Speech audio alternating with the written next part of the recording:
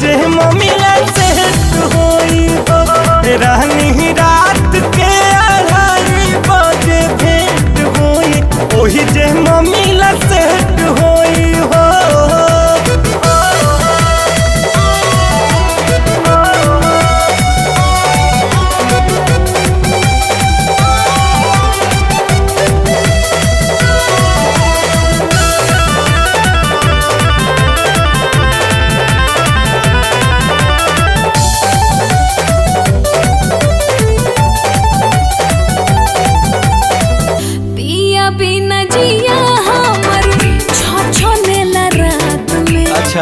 जाता बना देब रानी पहले मुलाकात में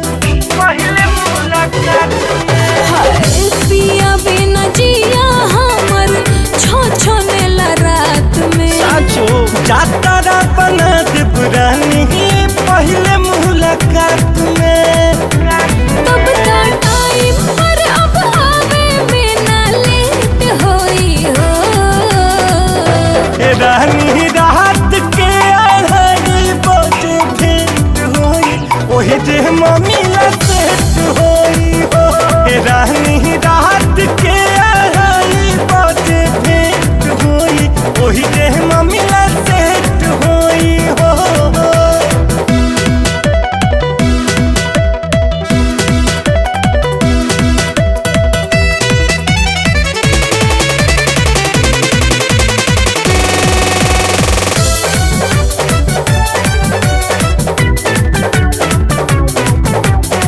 सट के सधालो राजा तुहर बधन हो। बाप रे दूर रह रानी हमार बिगड़त मन हो। सट के सधालो राजा तुहर बधन हो। दूर रह रानी हमार बिगड़त मन हो। कबले कोटा फूल करे के टारगेट होई हो। आई हो दादा रानी रात के 2:30 बजे भेंट होई ओही जे मम्मीला सेट होई हो।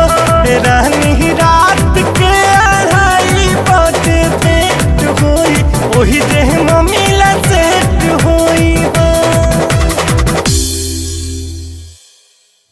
रानी रात के 2:30 बजे भेंट होई ओही जे मम्मीला सेट होई हो।